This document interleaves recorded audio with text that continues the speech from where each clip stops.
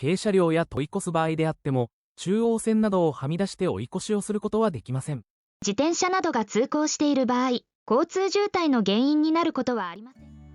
いつもご視聴していただきありがとうございます。ライセンスサービスです。この動画は、仮免本免試験の学科対策をしたい方、外面切り替えの新制度に備えたい方、高齢者講習の備えなど、交通ルールの再確認にもおすすめの学科試験参考問題を解説した動画です。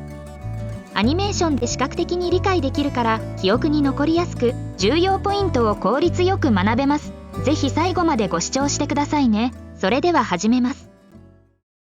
問題1。横断歩道や自転車横断帯に近づいたとき、付近に明らかに歩行者や自転車がいない場合は、減速しないで、そのままの速度で通行できる。さて、答えは？この問題は正しいです。横断歩道や自転車横断帯に近づいたときに、明らかに横断する人や自転車がいないときは、そのまま進むことができます。速度を落としたり、徐行や一時停止の必要はありません。この場合の明らかに横断する人などがいないときとは、どのような場合を言いますか？横断歩道などとその周辺が十分に見渡すことができる場所で、その付近に横断しようとする歩行者などが見当たらないような場合や、赤信号で歩行者が信号待ちのため横断できない場合を言います。道路交通法では安全性と交通の円滑性も求められているので、このような場合はそのままの速度で進むことができるということですね。それでは横断歩道などに近づいた時のその他の交通ルールにはどのようなものがありますか？横断する人や自転車がいるかいないか明らかでないときは、横断歩道などの手前で停止できるように速度を落として進まなければなりません。横断する人や自転車がいるかいないか明らかでないときとは、横断歩道などの近くに歩行者などが通行していても、横断するかどうか判断がつかない場合や、建物などのため歩行者などの様子がよく見えないような場合です。このような場合は、横断歩道までに止まれるように、速度を落として進まなければならないということですね。必ずしも徐行とは限らないというところが間違えそうですね。そして、歩行者などが横断しているときや、横断しようとしているときは、横断歩道などの手前で一時停止をして、歩行者などに道を譲らなければなりません。このように横断歩道などに近づいたとき、歩行者などの様子に応じて運転者が取るべき交通ルール、大切ですね。問題2。横断歩道や自転車横断帯に明らかに歩行者などがいなかったので、その手前30メートル付近から自動車を追い越した。さて、答えは？この問題は誤りです。横断歩道や自転車横断帯と、その手前から30メートル以内の場所は、自動車や一般原動機付き自転車を追い越すことが禁止されています。この追い越し禁止場所には、例外の規定はないの？追い越しを禁止する場所の中でも、車両通行帯のあるトンネルや、優先道路を通行している時の交差点では、追い越し禁止の例外がありますが、交通整理の行われていない横断歩道や自転車横断帯は、例外なく追い越しが禁止されています。また、横断歩道などに横断しようとしている人などがいるかいないかの交通状況は、その歩行者などが安全に横断できるように、停止したり速度を落とすための判断基準としての交通ルールであって、追い越しができるかできないかの判断基準ではないことに間違えないようにしましょう。横断歩道に近づいた時のルールは、追い越しを禁止するルールと紛らわしいですね。問題3。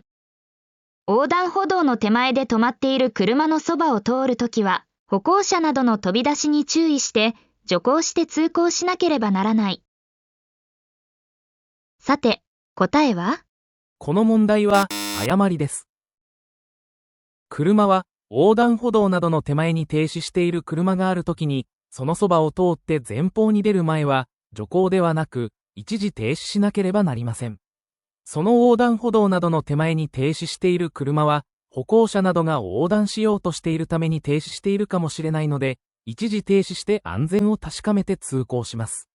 徐行ではなく、一時停止ですね。横断しようとする歩行者にとっては、たとえ徐行であっても、急に車が近づくと、少なからず恐怖を感じることがあるかもしれませんね。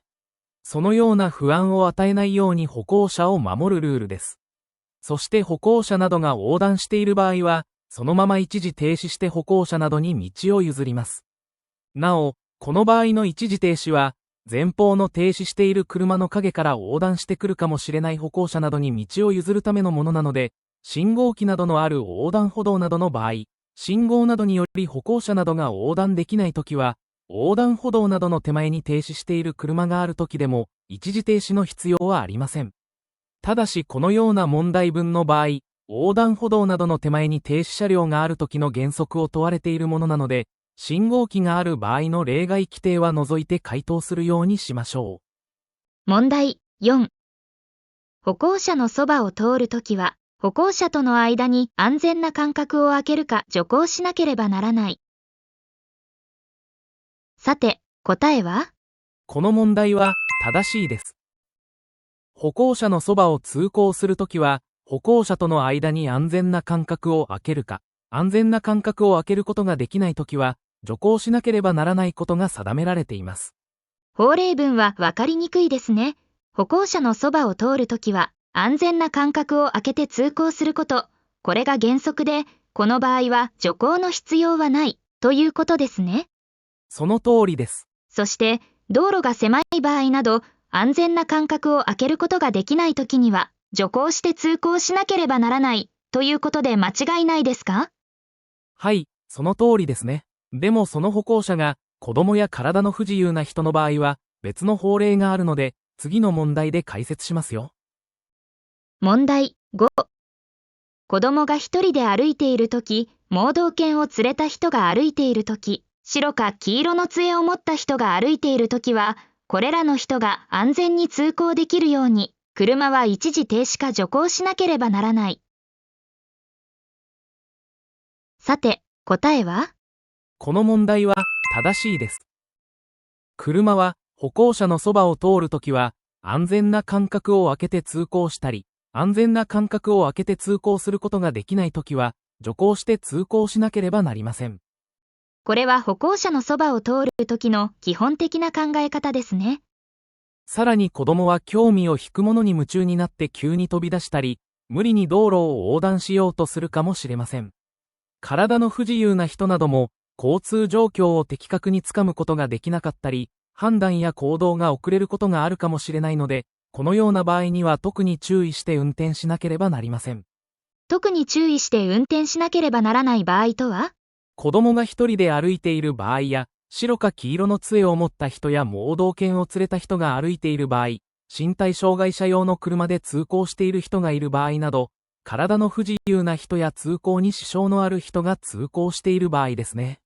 このような場合は、安全な間隔を取るだけでなく、一時停止か徐行して、これらの人が安全に通行できるようにしなければなりません。運転者は安全な間隔を取っているつもりでも、体の不自由な人にとっては交通状況がつかめず、不安や恐怖さえも感じているかもしれませんね。そのため、特に注意して一時停止か徐行しなければならないということですね。ちなみに、子供が一人で歩いているときとは、どのような場合を言いますか？一人というのは人数のことではなくて、児童や幼児に保護者などが付き添っていない場合のことで、子供が複数いる場合でも保護者などが付き添っていない場合は、子供が一人で歩いている場合になります。問題6。横断歩道のない交差点やその付近では、横断する歩行者より車が優先である。さて、答えは？この問題は誤りです。車は交通整理の行われていない横断歩道のある場所で歩行者がいるときは、その手前で一時停止するなど、歩行者の安全を守り、優先させなければなりません。そして、たとえ横断歩道の設けられていない交差点やその近くであっても、歩行者が横断しているときは、歩行者の通行を妨げてはいけないことが義務付けられています。通行を妨げてはいけないとは、どのような意味ですか？これは、必ずしも一時停止をしなければならないことではなく、速度を落としたり徐行したり、場合によっては一時停止して歩行者の通行を優先させることです。横断歩道のない交差点やその近くにおいても、歩行者が横断しているときは、その安全を守り、優先させなければならないということですね。問題7。この標識のある道路では、緊急自動車や軽車両、原動機付き自転車以外の車は通行することができない。さて、答えは？この問題は誤りです。この標識は歩行者等専用の標識で、道路の構造上、車道と分離されて歩行者だけの通行のために設けられた歩行者専用道路を示したり、歩行者の安全で円滑な通行のために車の通行を禁止する歩行者用道路を示しています。そのため、この標識のある道路では車が通行することはできません。この場合の通行できない車とは、具体的にどのようなものを言いますか？車とは、自動車や一般原付、特定原付、それと自転車などの軽車両を言います。しかし、通行が禁止されている道路を通行しなければならないやむを得ない事情がある場合、例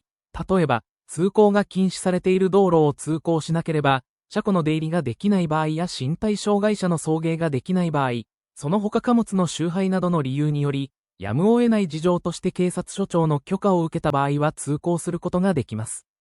また、緊急自動車、郵便車、清掃用の車なども、この標識の通行禁止となる車の対象から除かれているので通行することができます。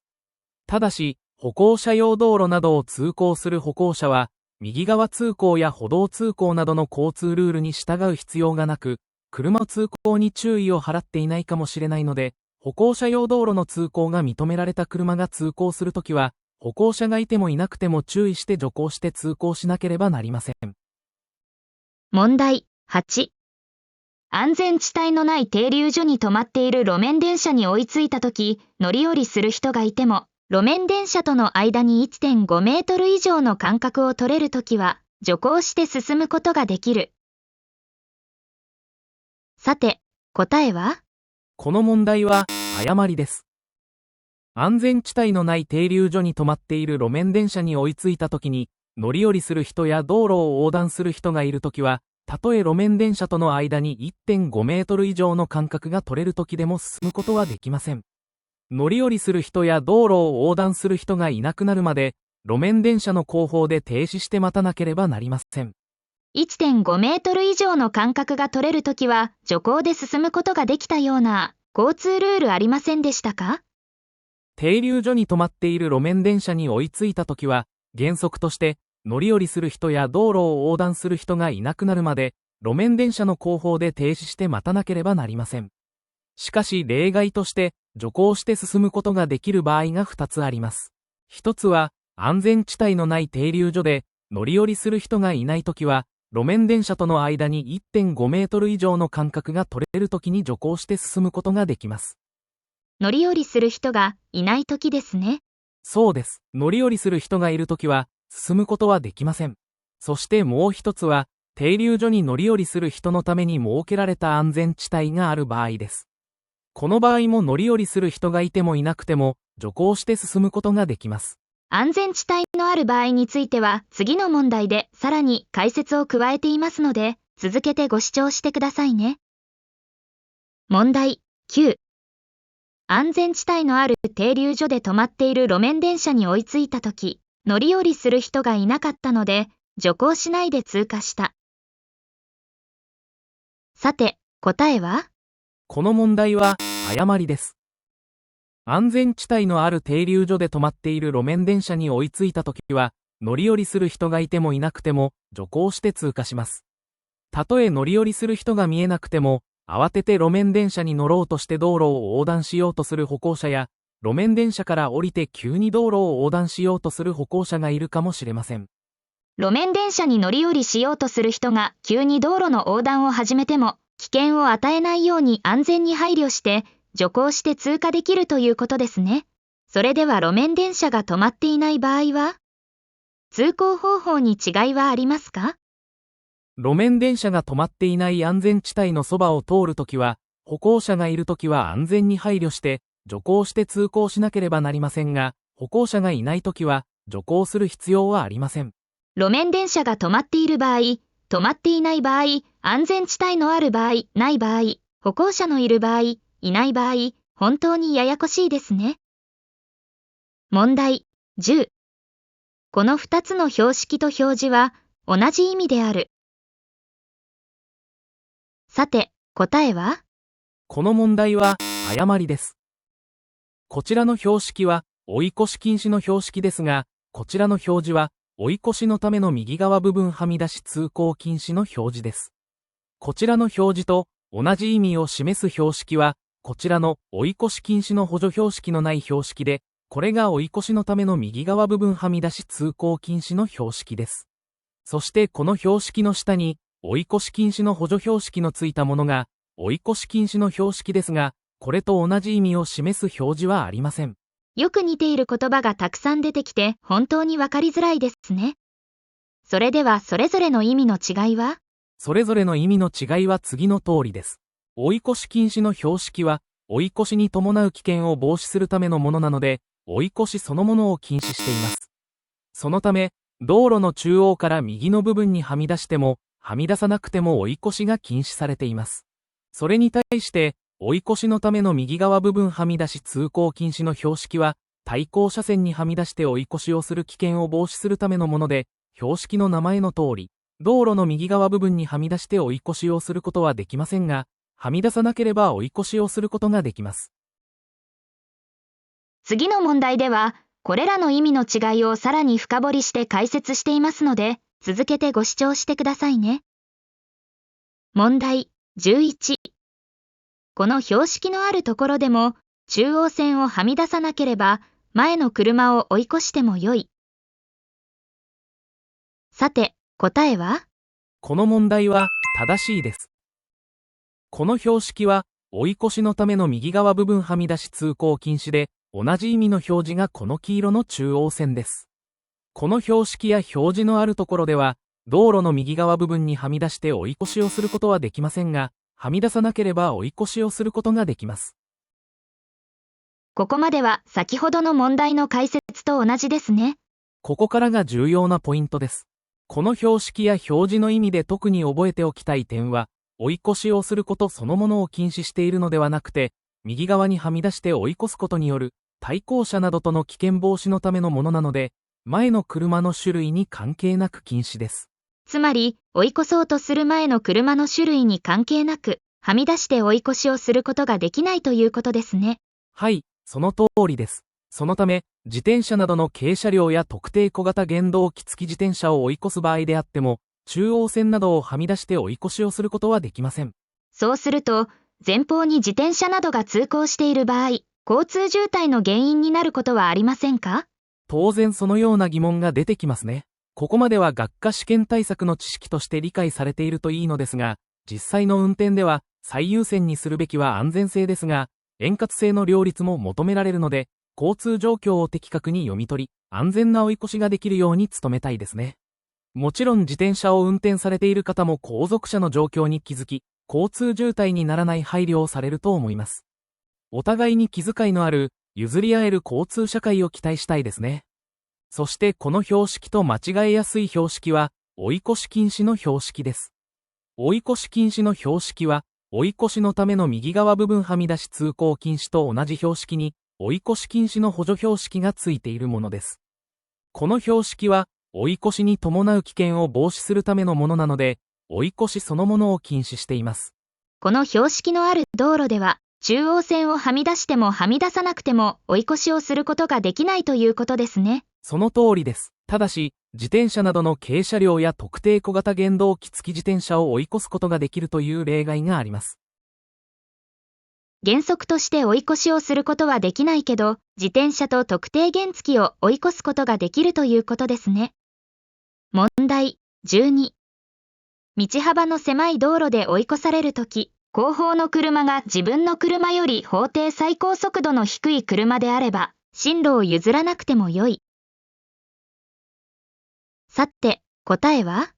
この問題は誤りです。この問題は他の車に追い越される時の義務について問われています。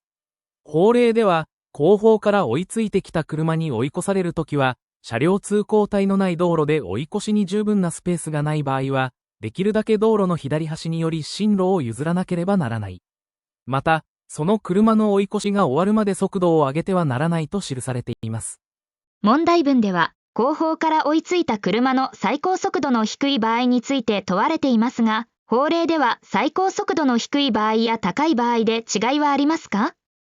このような追い越される時の義務は、後方から追いついた車の最高速度に関係なく、法定最高速度の高い車はもちろん、同じ車か低い車であっても、その車より遅い速度で運転しようとする時も同じで、進路を譲らなければなりません。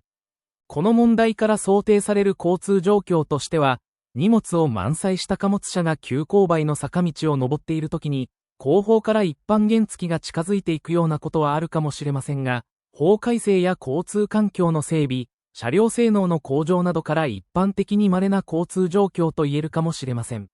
でも、その反対に自転車や原付を運転していて、後方から自動車が追いついてくる交通状況は少なくないでしょうね。そうですね。運転する速度は車の種類や人によってそれぞれ事情があるので、お互いに気配りをして、譲ったり譲られたりする気持ちの良い交通社会であるといいですね。問題13。車両通行帯のあるトンネルでも、自動車や一般原動機付き自転車を追い越すことはできない。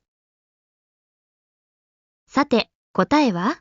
この問題は、誤りです。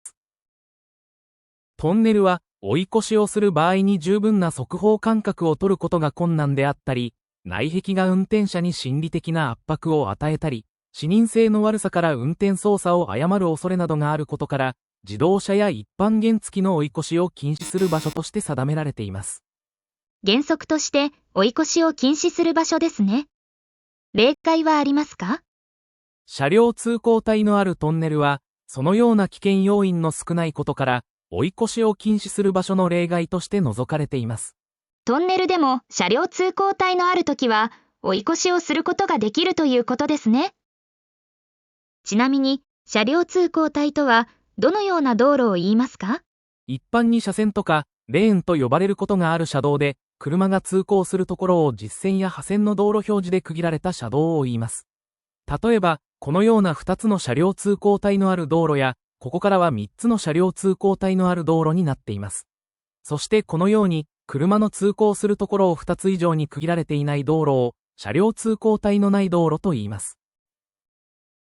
問題14。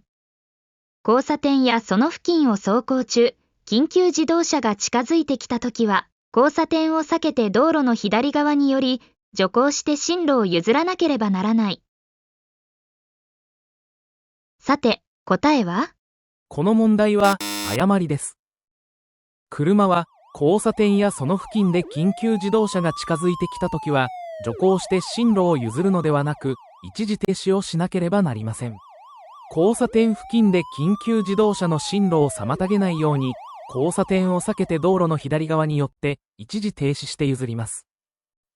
もしこの場合、近くに交差点のない場所で緊急自動車が近づいてきたときは、どのようにして譲りますか？そのような場合は、一時停止の必要はありません。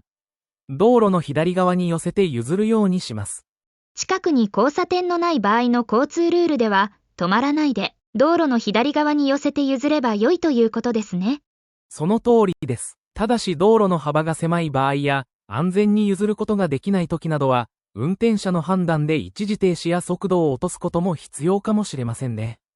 また、一方通行の道路では、左側に寄るとかえって緊急自動車の邪魔になるときは、道路の右側に寄って譲ります。この場合でも、交差点や交差点付近で譲るときは、交差点を避けて一時停止しなければなりません。まとめると、交差点があれば左側に寄って一時停止、交差点がなければ左側に寄って譲ればよく、一時停止の義務はない。一方通行の場合も、交差点があれば左側に寄って一時停止、交差点がなければ左側に寄ればよく、一時停止の義務はない。ただし、左側に寄るとかえって邪魔になる場合は、右側に寄っても良い、ということですね。はい、その通りです。問題15。同じ方向に進みながら右側に進路を変えるときの合図は、進路を変えようとするときの約30メートル手前である。さて、答えは？この問題は誤りです。同じ方向に進みながら進路を変えるときの合図は30メートル手前ではありません。進路を変えようとするときの約3秒前に合図をします。30メートル手前で行う合図は、右左折や転回をする場合ですね。はい、そうです。右左折などをしようとするときは、その交差点などの場所が決まっているので、その場所から30メートル手前という距離を基準に合図をしますが、進路の変更は、その付近を通行している車と意思疎通の上で行うことが望ましく、その判断のための時間として、約3秒前という時間を基準に合図をします。特定の場所へ進路変更をしようと思っても、その付近に車が接近していたり、すでに車が通行しているときは、進路を変えることができないので、その車との意思疎通を行うための時間ということですね。問題16。交代するときの合図の時期は、徐行か停止をするときと同じで、これらの行為をしようとするときに合図をする。さて、答えは？この問題は正しいです。交代するときの合図をする時期は、交代しようとするときにします。徐行や停止をするときの合図も同じで、徐行や停止をしようとするときにします。交代や徐行と停止を他の車などに知らせるための合図の時期は、30メートル手前や3秒前などのようにあらかじめするのではなく、今からしようとするときですね。それに対して、右折するときや左折するとき、転回するときの合図をする場所は、右折や左折、転回をしようとする場所から30メートル手前でします。また、同じ方向に進みながら進路を変えるときの合図の時期は、進路を変えようとするときの約3秒前です。このようにそれぞれの合図の目的や知らせたい内容に応じて、合図をする距離や時間などが定められています。問題17。進路変更をしようとするときは、あらかじめバックミラーなどで安全を確認してから合図をする。さて、答えは？この問題は正しいです。合図をする時期や安全確認については、学科試験の出題範囲とされる交通の方法に関する教則に、車の運転者は進路変更や右左折、転回、交代などをしようとするときは、あらかじめ安全を確かめてから合図をし、これらの行為が終わるまで合図を続けなければならないと記されています。もちろん、自動車教習所などで使われている学科教本にも同じ内容が記されています。つまり、進路変更などをしようとするときは、安全を確認してから合図をするということですね。その通りです。後方などの安全を確認しないで合図をしようとしても、明らかに速い速度で近づいてくる車にとっては進路を譲ることは困難であり、事故を誘発する恐れがあるかもしれないためです。そのため、周囲の交通に危険を与えたり迷惑をかけないように、安全で円滑な進路変更をするための予備行動として、あらかじめ安全を確かめてから合図をすることは大切なことです。そのようなことから進路変更をする場合の基本として、あらかじめ周囲や前方後方の安全を確かめてから合図をして、合図を伝えた車の反応を見るために、もう一度安全を確かめてから行動するようにします。でも、教習所では、これとは違う方法で練習をしたような。技能教習では、簡単な操作から順を追って徐々に複雑な操作や運転に移るので、初期の段階では、教習所内のコースが短かったり運転行動を単純化して習得しやすいように、最初の確認を省いて進めていることがあるかもしれませんね。学科試験ではそれと間違えないように正しい手順として覚えておきましょう。問題18。手による合図の方法は、右折するときと停止するときは同じである。さて、答えは？この問題は誤りです。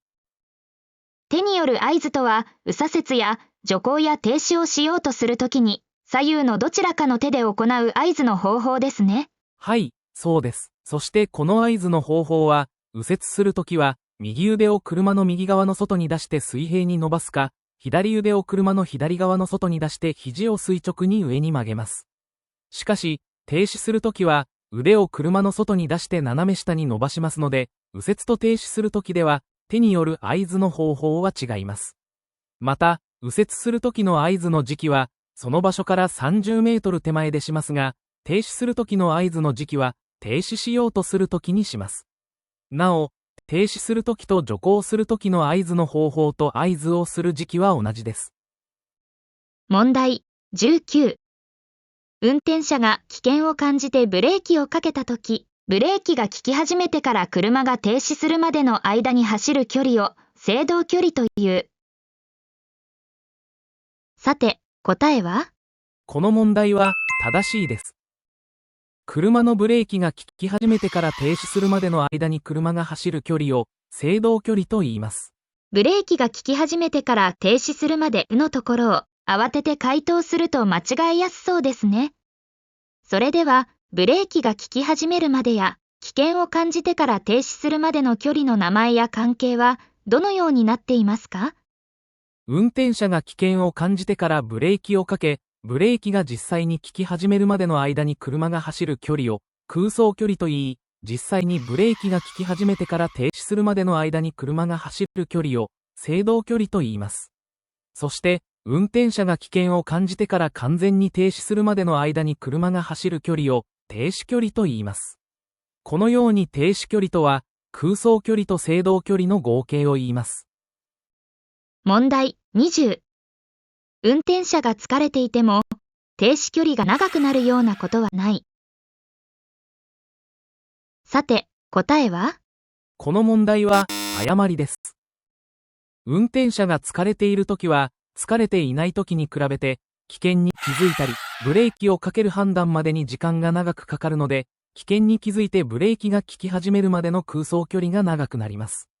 空走距離は停止距離の一部なので、当然停止距離も長くなります。空走距離が長くなる要因は運転者の疲れなどですね。それでは制動距離が長くなる要因は？雨に濡れた道路を走る場合や重い荷物を積んでいる場合などは、制動距離が長くなります。このような時はタイヤのスリップを起こしやすくなるので制動距離が長くなります。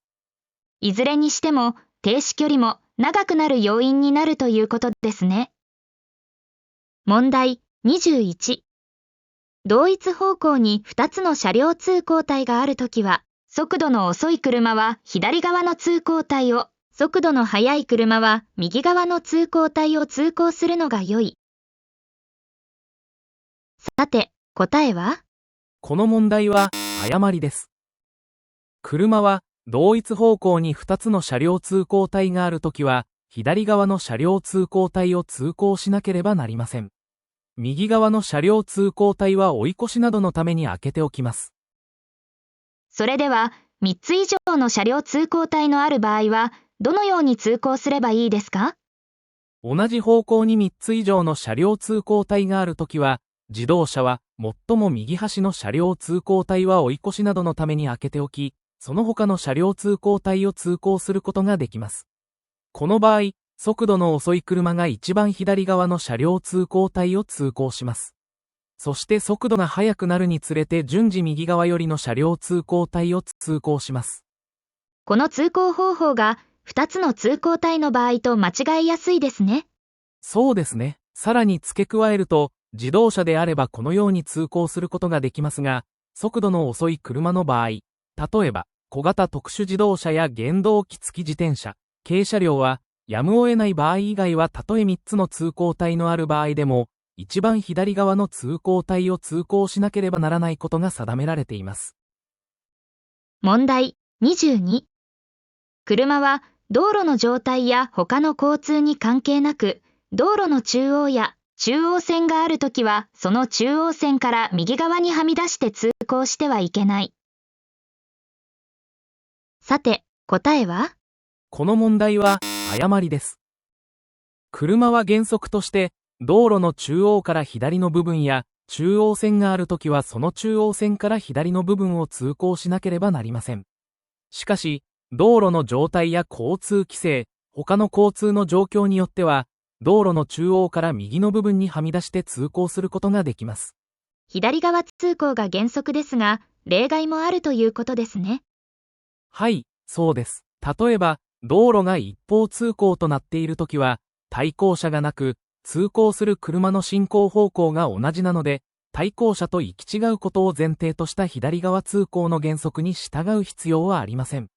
そのため、道路の中央から右側部分も通行することができます。その他、道路の中央から右側にはみ出して通行することができる場合として、道路工事などをしているときや、道路の道幅が狭いときで、左側部分だけでは通行できないとき、道路の左側部分の幅が6メートル未満の見通しの良い道路で、他の車を追い越そうとするときなどがあります。このような場合、そのはみ出し方に注意することはありますか？はい、一方通行の道路は対向車がないので、そのはみ出し方に制限はありませんが、その他の場合は対向車に十分注意して、はみ出し方ができるだけ少なくなるようにしなければなりません。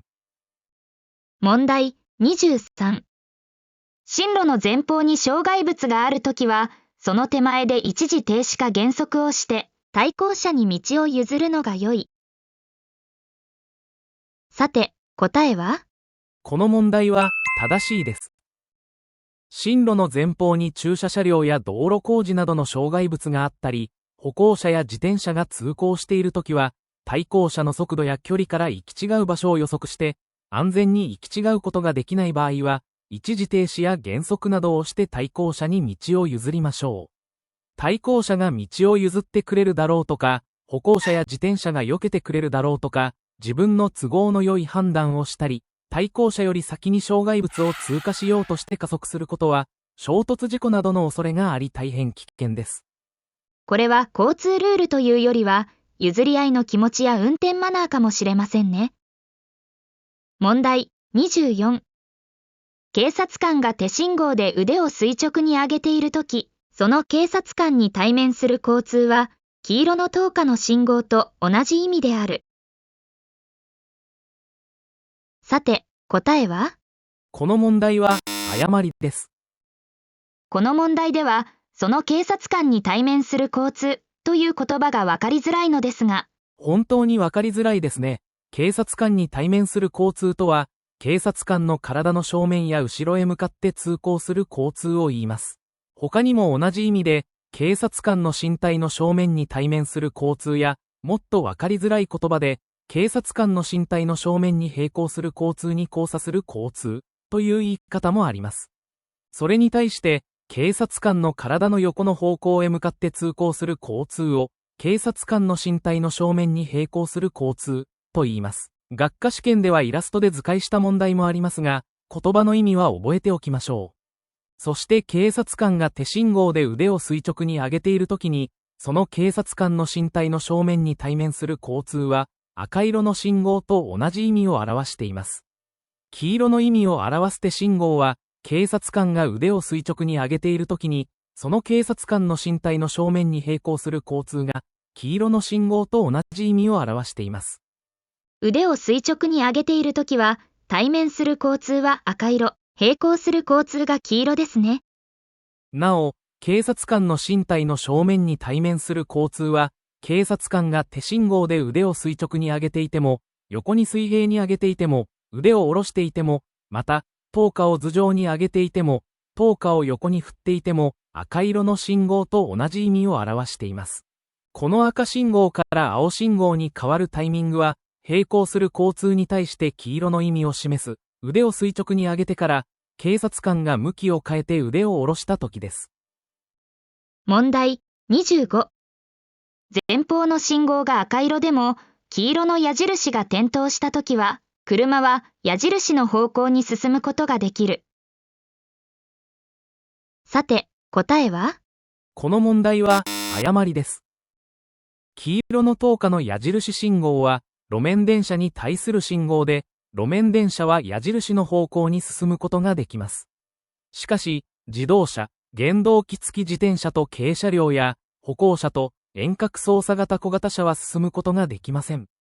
つまり、車と歩行者は進むことができないということですね。車が進むことができる矢印の信号は、青色の矢印で、右向きの矢印の場合は右折だけでなく、展開することもできます。ただし右向きの矢印の場合には、特定原付や軽車両、2段階の右折方法をしなければならない一般原付は進むことができません。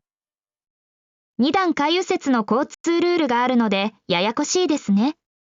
詳しくはこちらの動画で解説していますので、よろしければご視聴してくださいね。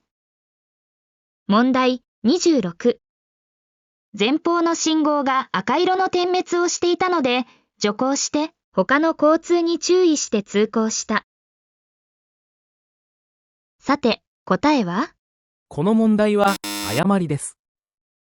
前方の信号が赤色の灯火の点滅の時は、車や路面電車は停止位置で一時停止し、安全確認をして進むことができます。一時停止しないで徐行で進んではいけません。赤の点滅は一時停止ですね。それでは黄色の点滅信号は？黄色の点滅信号は、車や路面電車と歩行者や遠隔操作型小型車も他の交通に注意して進むことができます。この場合も徐行ではなく、他の交通に注意して進むことができます。黄色の点滅は、注意して進むことができるですね。一時停止や徐行はわかりやすいけど、注意して進むことができるというのはとても曖昧な表現ですが、具体的にはどのような運転をすればいいですか？例えば、交差点に入る場合で説明すると、一時停止は言葉の通り完全に停止することですね。徐行は、交差道路が優先道路で、交通整理の行われていない交差点に入る場合に、すぐに停止できる速度で進むことです。具体的な速度は決められていませんが、一般に1メートル以内で止まれる速度で時速 10km 以下と言われることもあります。これらの交通は、共に交差道路を通行する車を優先させて、通行を妨げてはならない関係にあります。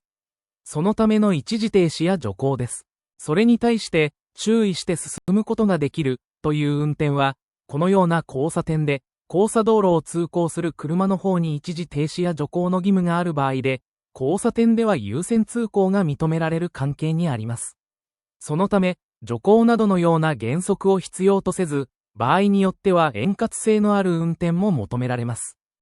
ただし、交通整理の行われている場合と違って、交差道路の交通も一時停止や徐行して交差点に入ってくるため、危険を予測した速度と十分な安全確認をして通行しなければなりません。明確な速度の規定はないけど、より柔軟で状況判断を求められる運転と言えます。問題27。対面する信号が青色の灯火が点灯していたので、徐行しないで交差点を左折した。さて、答えは？この問題は誤りです。信号機の信号の色は、進むことができるか進んではいけないかなどの意味を表すもので、対面する信号が青信号の時は進むことができますが、それは必ずしも安全が確実に約束されているものではありません。特に交差点を右折や左折する場合は、交差する道路を通行する車や対向車、交差点や交差点付近を通行している歩行者など、注意しなければならない危険要素が多いので、徐行して通行しなければならないことが定められています。そのため、青信号であっても、左折する場合は徐行をしなければなりません。慌てて回答すると、一見、問題文は青信号の意味を問われているのかと間違えそうですが、左折方法について問われている問題でしたね。問題28。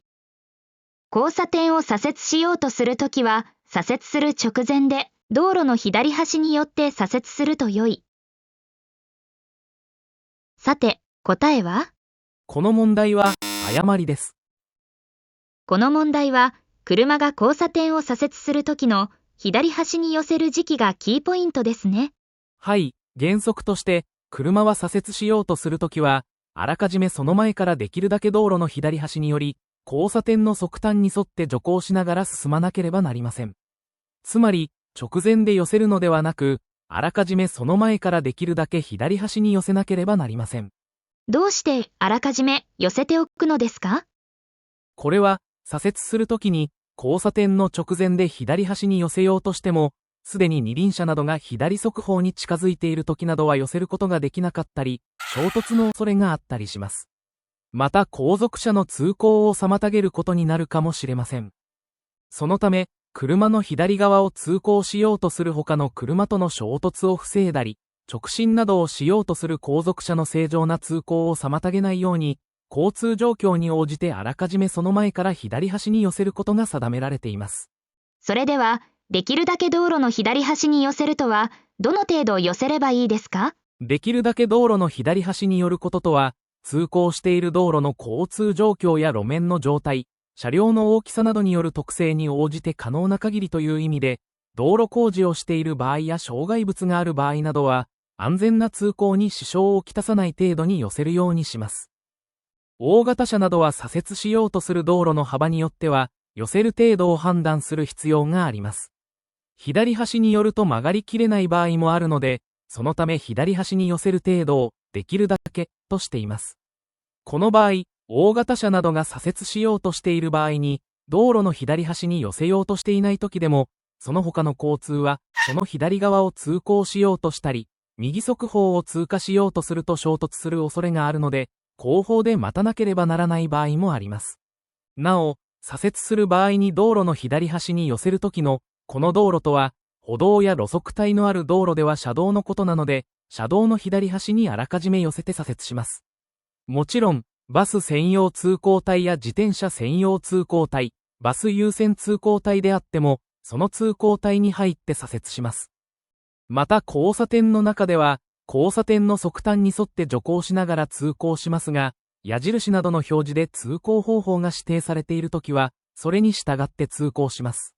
左折しようとする道路が、すぐ進行方向別の通行帯が指定されている交差点につながっているような場合に、この通行方法が取られることがあります。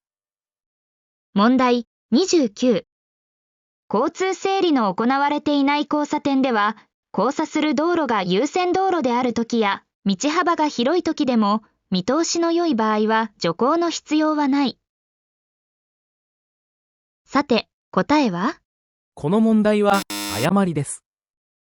交通整理の行われていない交差点を通行するときは、交差する道路が優先道路であるときや、交差する道路の道幅が明らかに広いときは、徐行するとともに、交差道路を通行する車や路面電車の通行を妨げてはいけません。この場合、見通しの良い交差点でも徐行しなければなりませんか？ここで大切なポイントは、この場合の徐行の義務は、見通しの良い悪いに関係なく、また、交差道路を通行する車が近づいていてもいなくても、徐行して通行しなければならないことです。なぜなら、このような交差点に入ろうとする車に、交差道路の通行を妨げてはいけない原則があるので、たとえ見通しが良くても、速度が速いと判断を誤る恐れがあったり、交差道路を通行する車などに不安を与えることになるからです。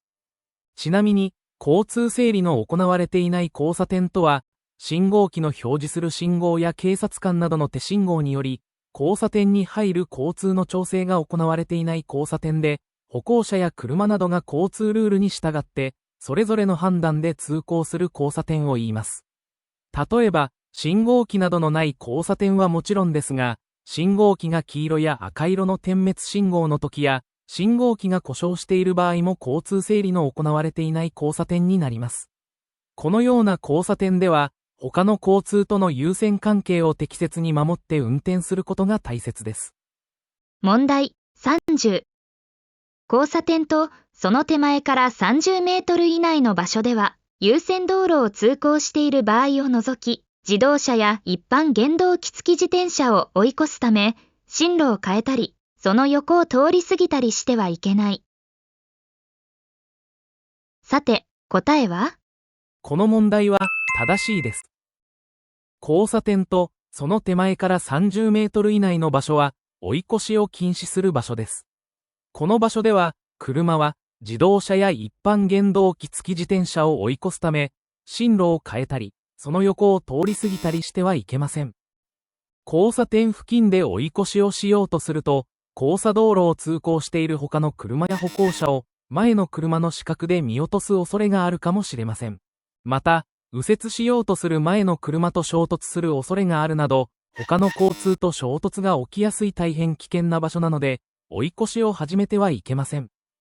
ここで素朴な疑問ですが、追い越しをするために、進路を変えたりその横を通り過ぎてはいけないということは、進路を変えるだけでもダメですか？はい、追い越しをするためであれば、進路を変えるだけでも、また、その横を通り過ぎるだけでも禁止の対象になります。例えば、禁止する場所より手前で進路を変え始めて、禁止する場所でその横を通り過ぎた時や、また、禁止する場所で進路を変え始めて、禁止する場所を過ぎてからその横を通り過ぎた場合は、禁止場所の範囲内で追い越しをしたことにはなりませんが、でも、危険なことには変わりありません。つまり、追い越しには相当な距離を必要とし、交差点とその手前から30メートル以内の距離だけでは、多くの場合、追い越しを終えることはできないことになります。しかし、この場所で、追い越しのための進路を変える行為だけでも、またその横を通り過ぎるだけでも、危険なことには変わりないことから、進路を変えるだけでも、またその横を通り過ぎるだけでも、禁止の対象になることが定められています。ただし、前の車が停車している場合などは、その横を通り過ぎても追い越しにはなりません。そのため、このように追い越しをするためでなければ、この場所で進路を変えることや、その横を通り抜けることは禁止ではないのでお間違いのないようにしてくださいね。この追い越しを禁止する場所でも、例外の交通ルールはありますか？はい、中央線が交差点の中まで引いてある場合など、優先道路を通行しているときは、この法令の例外規定として、追い越しをすることができます。優先道路とは？優先道路とは、このように交差点の中まで中央線や車両通行帯の表示のある道路や、優先道路の標識のある道路を言います。また、たとえ追い越しを禁止する場所であっても、自転車などの軽車両や特定原付を追い越すことは禁止されていません。問題31。道路の曲がり角付近は徐行しなければならないが、見通しの良いところでは徐行しなくても良い。さて、答えは？この問題は誤りです。道路の曲がり角付近は見通しの良い悪いに関係なく、通常の速度での通行は危険を伴うため、徐行して通行しなければなりません。対向車との衝突に備えて、いつでも停止できるような速度で通行することが大切です。なお、曲がり角とは一般的に道路が直角かこれに近い急角度に曲がっている道路の形状を言います。また、道路の曲がり角付近は、見通しが良くても悪くても、追い越しも禁止されています。問題32。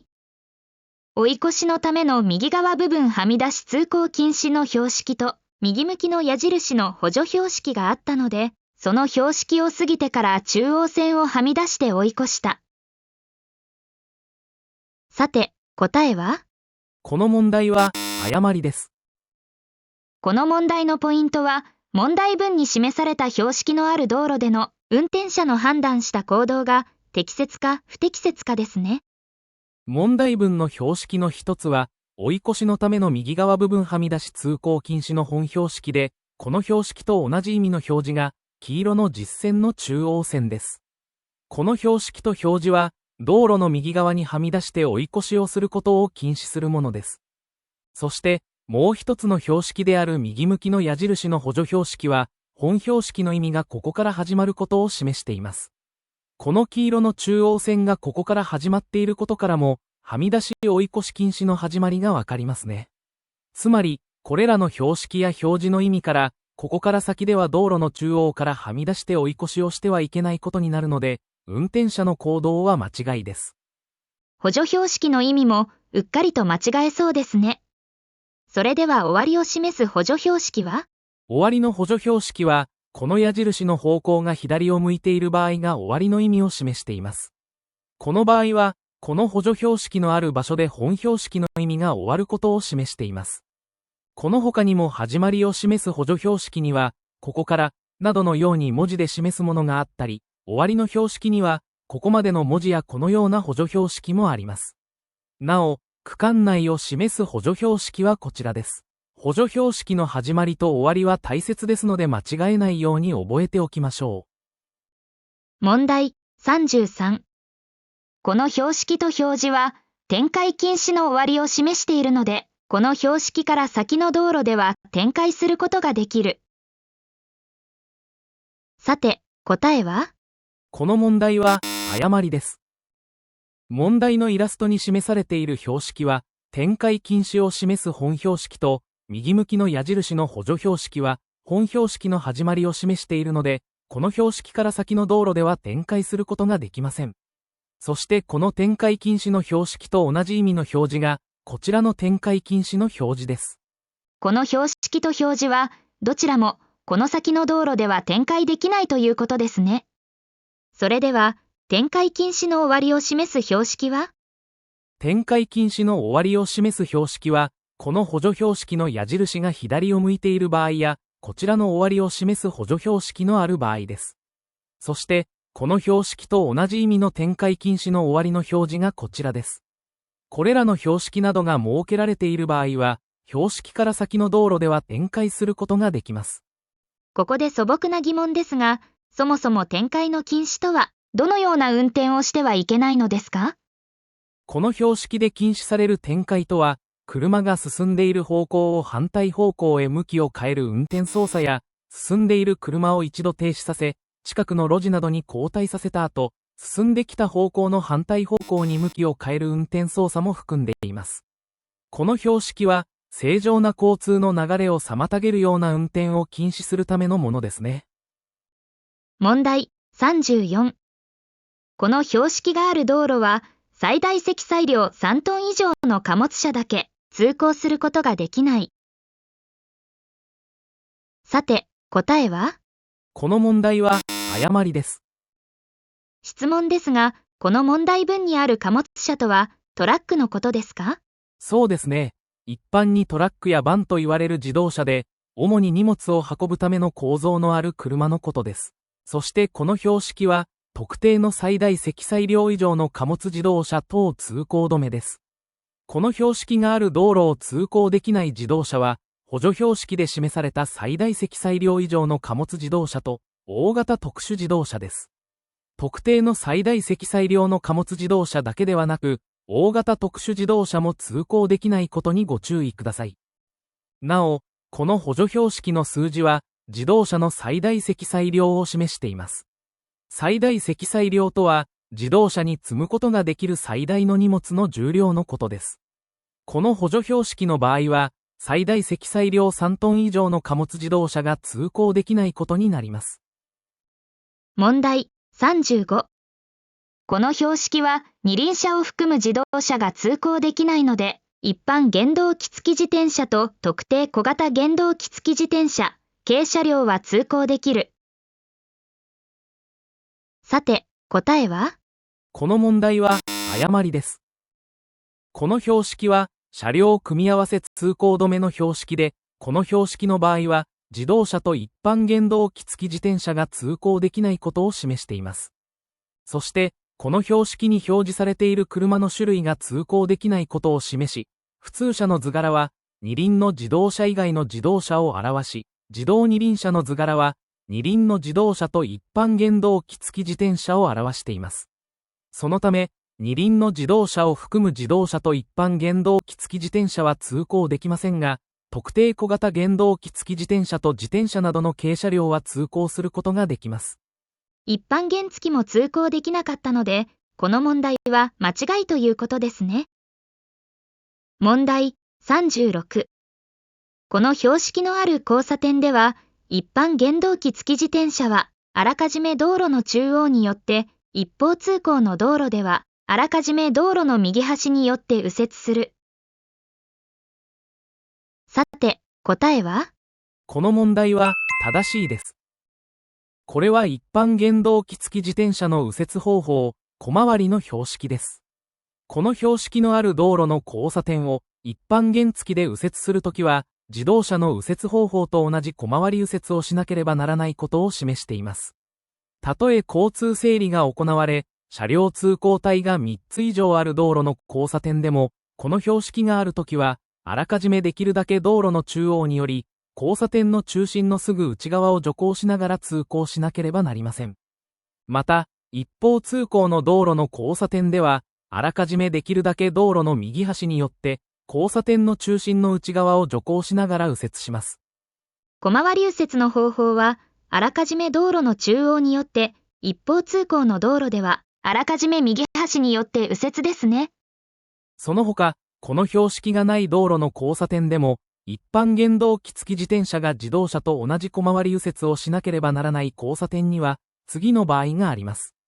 信号機がなかったり、警察官などが手信号による交通整理をしていない交差点、つまり交通整理の行われていない交差点と、交通整理が行われていても、車両通行帯が2車線以下の道路の交差点を右折する場合です。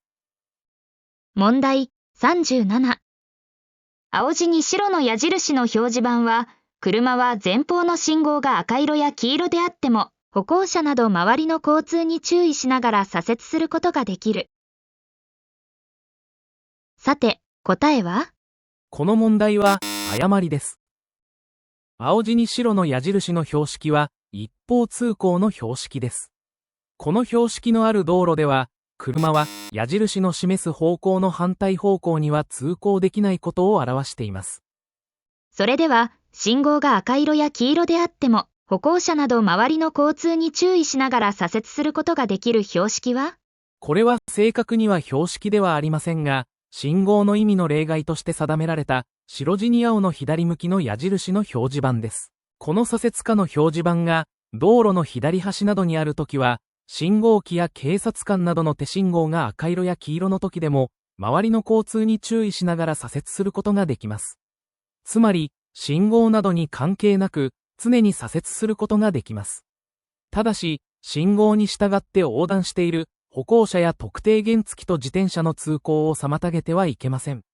この表示板は、渋滞緩和など交通の円滑化を目的に設置されていますが、設置されている箇所が少なく、一般に認知度も低いようですので、見落とさないように注意しましょう。なお、この表示板は、すべての車がこの表示板に従って左折できるので、自動車と一般原付はもちろん、特定原付や軽車両もこの表示板に従って左折することができます。話を戻しますが、一方通行の標識は、矢印の反対方向に通行できないルールですが、この交通ルールの対象は車ですので、自動車、原動機付き自転車、軽車両がこの交通ルールに従わなければなりません。そしてよくあるのが、この一方通行の標識に軽車両除くの補助標識がついていることがあります。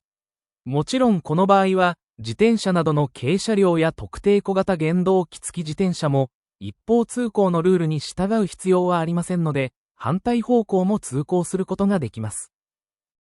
問題38。この標識は、車両通行帯のある道路の交差点で、進行する方向別の通行区分を示しているので、この標識が表示する車両通行帯は右折ができない。さて、答えは？この問題は、誤りです。この標識は、右折ができないことを示しているので、答えは正しいのでは？そうですね。右折ができないところは間違っていないですね。しかしこの問題のポイントは、イラストの標識の意味と、問題文が表している標識の意味が同じであるかを問われています。標識問題はこのように意味を問われるものが多いです。この問題のイラストの標識は、車が矢印の方向以外へ進むことができない交差点であることを示す、指定方向外進行禁止の標識です。それに対して問題文にある、車両通行帯のある道路の交差点で、進行する方向別の通行区分を示している標識は、こちらの進行方向別通行区分の標識で、車両通行帯のある道路で通行区分が定められているときは、それに従って通行しなければならないことを示しているので、標識の意味が違うのでこの問題は間違いです。その違いをさらに解説すると、右折禁止の指定方向外進行禁止の標識のある交差点では、車は直進と左折はできますが、右折ができないことを示しています。それに対して、進行方向別通行区分の標識は、原則として自動車や一般原付は、車両通行帯のある道路の交差点で、車両通行帯ごとに進むことができる方向別の車両通行帯を示しています。例えば、この標識が表示されている車両通行帯は、直進と左折ができることを示し、右折をすることができませんが、この交差点が右折ができないことを示しているものではありません。他の通行帯では右折ができます。このように、指定方向外進行禁止の標識のある交差点では、特定の方向への通行ができないことに対して、進行方向別通行区分の標識は、車両通行帯ごとに方向別の通行区分を示している違いがあります。問題39。この表示は前方の交通状況により、この表示の中で停止する恐れのあるときは、この中に入ってはいけないことを示している。さて、答えは？この問題は、誤りです。これは立ち入り禁止部分の表示で、この表示の中に入ってはいけないことを示しています。この表示はどのような場所に設けられていますか？見通しの悪いカーブや道路形状の複雑な場所などで、交通事故の防止や交通整理のためや、その他通行の危険な場所にも設けられています。この形状の表示を見かけたことがないような気がしますけど。試験問題などに使われるこの立ち入り禁止部分のイラストは、この表示の一例であって、設けられている場所や目的に応じて様々な形状があります。また、この表示の特徴は、白の縞模様とその外側は黄色の実線で覆われています。それでは問題文の、この表示は前方の交通状況により、この表示の中で停止する恐れのあるときは、この中に入ってはいけないことを示している。これに該当する表示は？それは、消防署の前などに設けられている停止禁止部分の表示です。表示の形は白の縞模様はよく似ていますが、外側の実線が四角形です。この表示は、前方の交通が渋滞などによって停車しているときや停車しそうなときに、うっかりと前の車に続いて進んでしまい、この表示の中で停止してしまうことのないように、手前で停止しておかなければならないことを示しています。消防用車両などの緊急自動車の速やかな出動を遮らないために設けられた表示です。交通渋滞などの時は前方の交通の流れをよく観察して、表示の中に入って止まらないようにしましょう。問題40。この標識のあるところでは、危険を感じなくても警音器を鳴らさなければならない。さて、答えは？この問題は正しいです。これは警笛鳴らせの標識です。この標識のある場所では警音器を鳴らさなければならないことを示しています。見通しの利かない交差点や曲がり角、上り坂の頂上付近によっては、対向車と衝突事故の起きやすい場所があります。お互いに車の接近を知らせることは事故防止上有効です。危険の感じ方は必ずしも運転者によって同じではなかったり、危険に気づいていない場合もあるので、この標識のある場所では一律に鳴らして、未然に事故防止を図るものです。この標識に区間内の補助標識がついているものを見かけることもありますけど、これの意味は？これは警笛区間の標識です。この標識のある区間内では、左右の見通しの利かない交差点、見通しの利かない道路の曲がり角、見通しの利かない上り坂の頂上を通るときに、警音器を鳴らさなければなりません。問題41。車両通行止めの標識がある道路でも、自転車に乗って通行することはできる。さて、答えは？この問題は誤りです。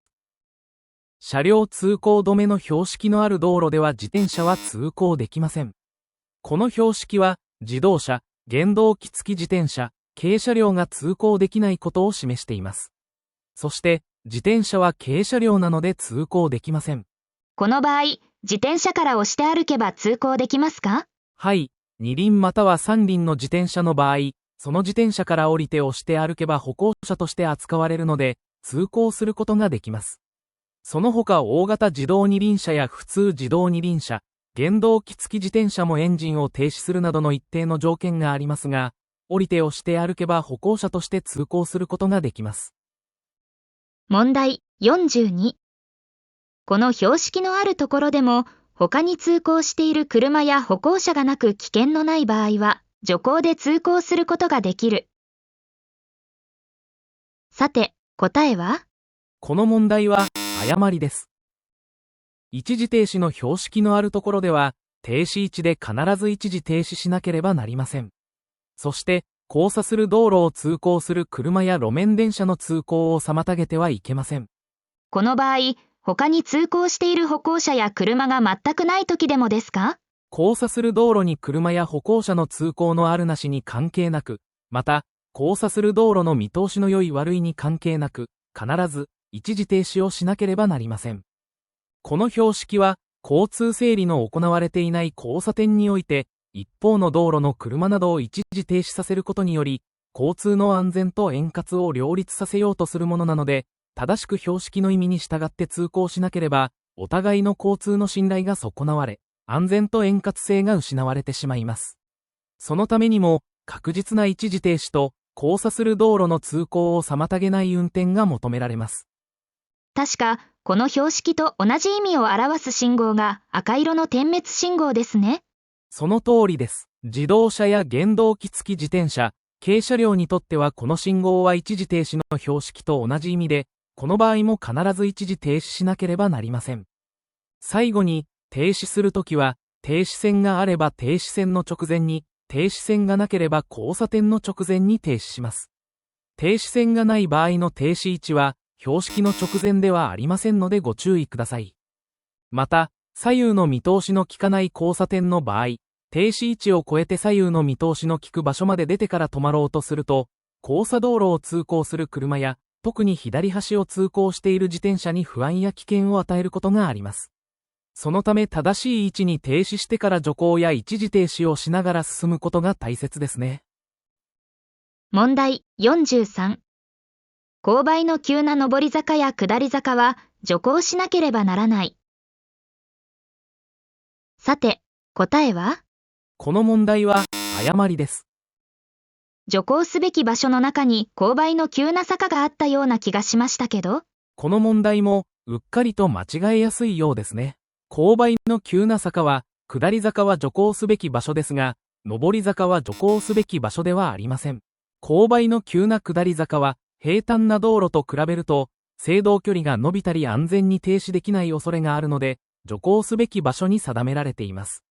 しかし、上り坂は勾配に関係なく徐行場所ではありません。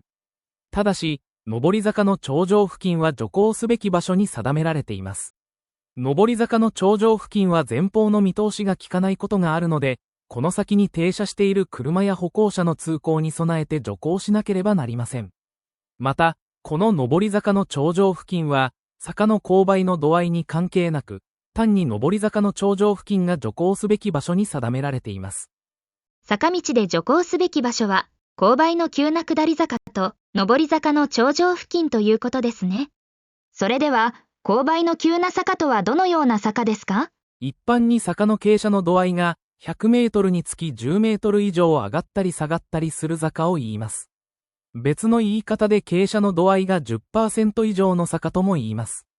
これが勾配の急な坂を表す標識で、こちらが下り急勾配ありの警戒標識です。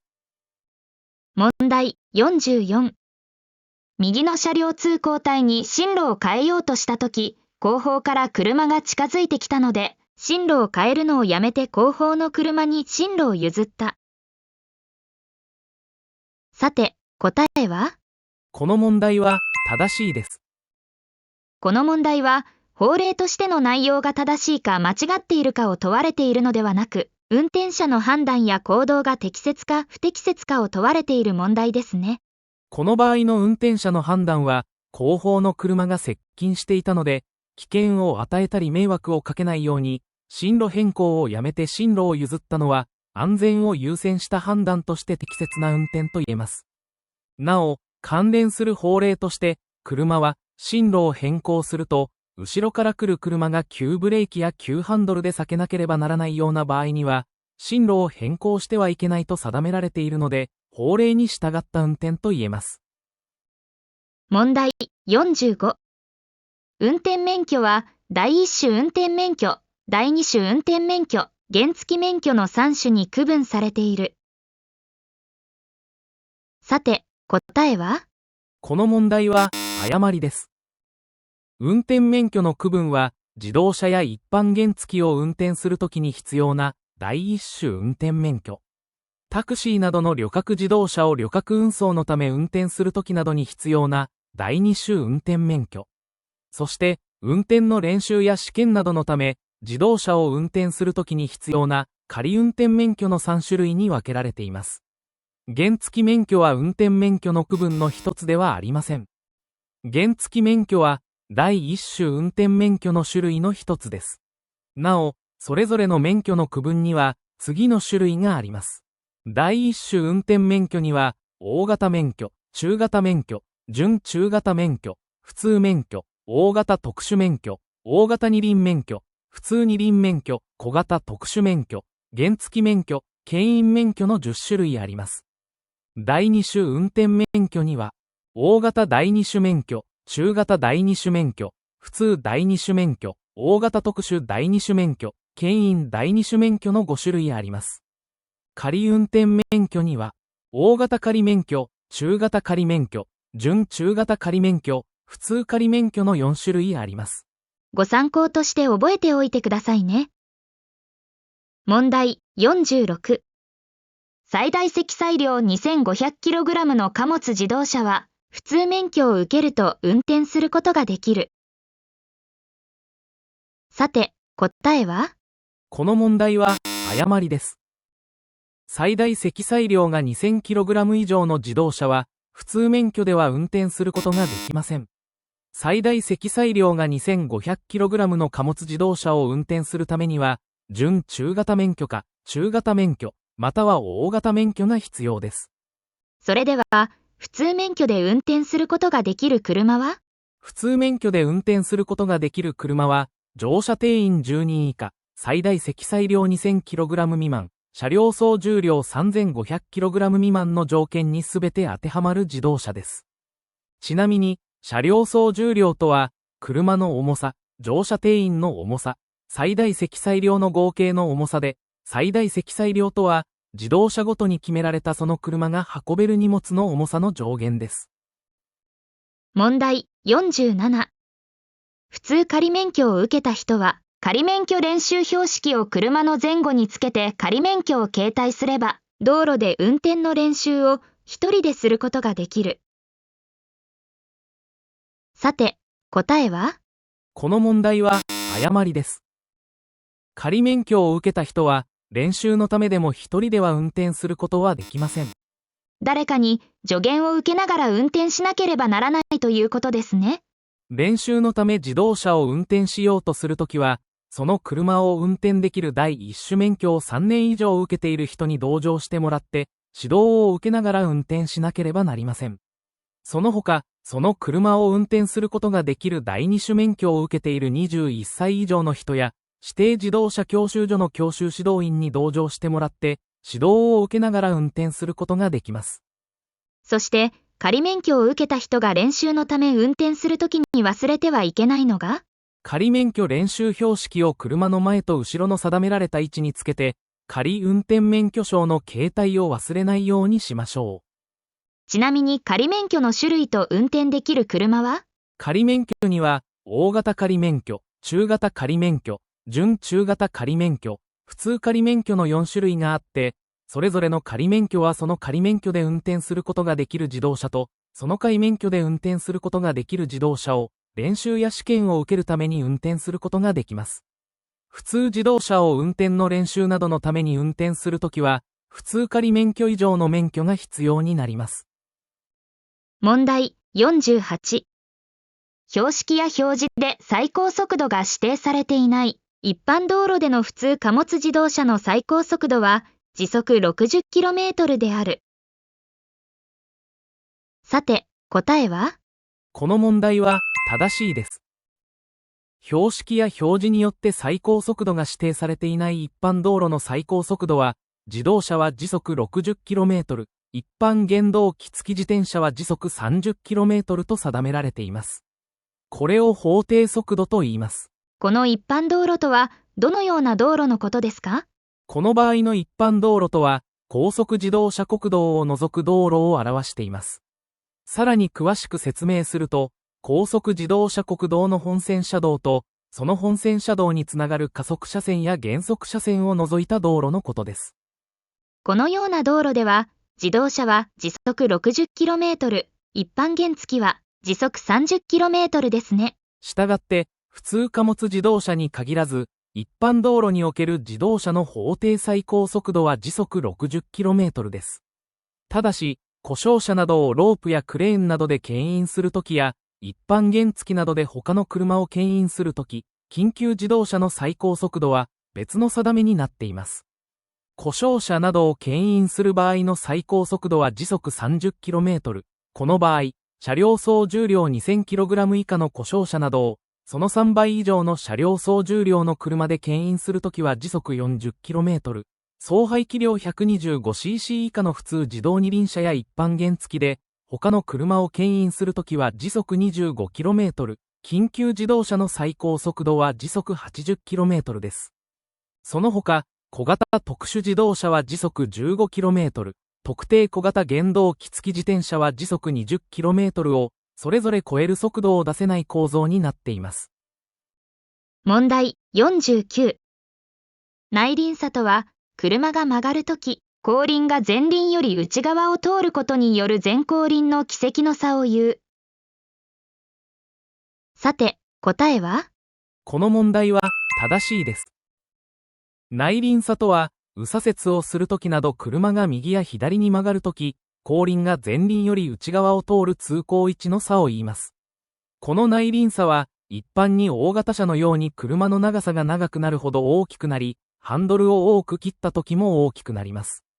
特に左折するときは、この内輪差で、歩行者や特定原付や自転車などを巻き込まないように注意が必要です。なお、出題される問題には、前輪が後輪より内側を通ることを内輪差という、のように、前輪と後輪の言葉だけ入れ替わった問題もよく見かけますのでご注意ください。学科試験の問題は言葉だけを入れ替えた一見正解のような問題もあるようですね。問題50。オートマチック車のクリープ現象とは、チェンジレバーを P や N 以外にすると、ブレーキを緩めるだけで、アクセルを踏まなくても車が動き出すことを言う。さて、答えは？この問題は正しいです。一部のオートマチック車を除き、エンジンがかかっている時にチェンジレバーをパーキングかニュートラル以外にすると、ブレーキを緩めただけで車は自然に動き出します。これをクリープ現象と言います。交差点などで停止した時、他のことに気を取られたりぼんやりしてブレーキを緩めてしまうと、車が動き出して追突事故を起こしてしまう恐れがあります。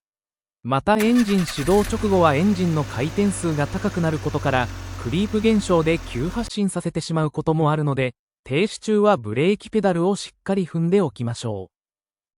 う。これで動画は終わりです。最後までご視聴いただき本当にありがとうございました。この動画が少しでもお役に立てていただけたなら、私たちにとって何よりの喜びです。ライセンスサービスでは、これからも見て納得できる動画をお届けしていきますので、次の動画もぜひご視聴してくださいね。それでは次の動画でお会いしましょう。